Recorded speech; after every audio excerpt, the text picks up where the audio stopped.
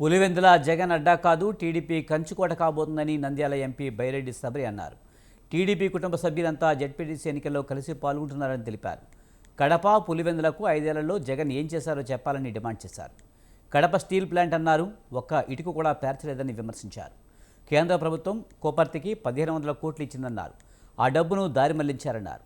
YCP 5 ఏళ్ల పాలనలో దోచుకోవడంతోనే సరిపోయిందని విమర్శించారు. వైసీపీ కుట్రలను ఈసీ దృష్టికి తీసుకువెళ్తామని చెప్పారు. పులివెందుల జెడ్పీటీసీ ఉప ఎన్నికల్లో టీడీపీ అభ్యర్థి మారెడ్డి లతారెడ్డి విజయం ఖాయమని సబరి ధీమా వ్యక్తం చేశారు. ఎన్నికలు జరగబోతున్నాయి. పులివెందులలో జెడ్పీ ఎన్నికలు జరగబోతున్నాయి. అందులో భాగంగా ఈరోజు ముఖ్యమంత్రి గారి ఆదేశాల మేరకు ఈరోజు ఇక్కడికి వచ్చి లతమ్మతో, మన టీడీపీ అభ్యర్థి లతమ్మతో పాటు నేను ప్రచారం చేయడం జరుగుతుంది.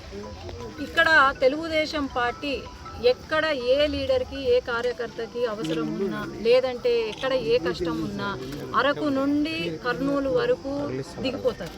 తెలుగుదేశం పార్టీ కార్యకర్తలు కానీ, లీడర్లు కానీ ఒకరికొకరము కుటుంబ సభ్యులుగా ఈరోజు సపోర్ట్ చేసుకుంటూ ముందుకు వెళ్తున్నాము అంటే అది కేవలం తెలుగుదేశం పార్టీ యొక్క గొప్పతనం. ఈరోజు ఎన్నికలు జరుగుతున్నాయి. ఇన్ని సంవత్సరాలు చూసాం ఇక్కడ ఏం జరిగింది పులివెందులలో అనేది.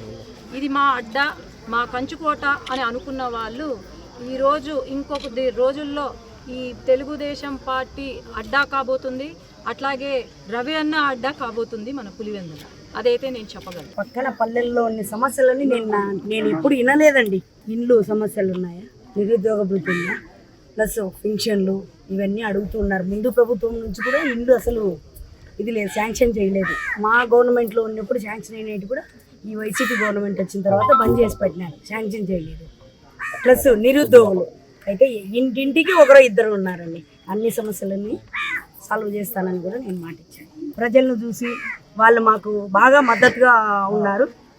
నాకు కూడా చాలా సంతోషంగా ఉంది. అసలు క్యాన్వాస్ కూడా ఇంకా చేయాలనిపిస్తుంది నాకు వాళ్ళని చూసి కూడా.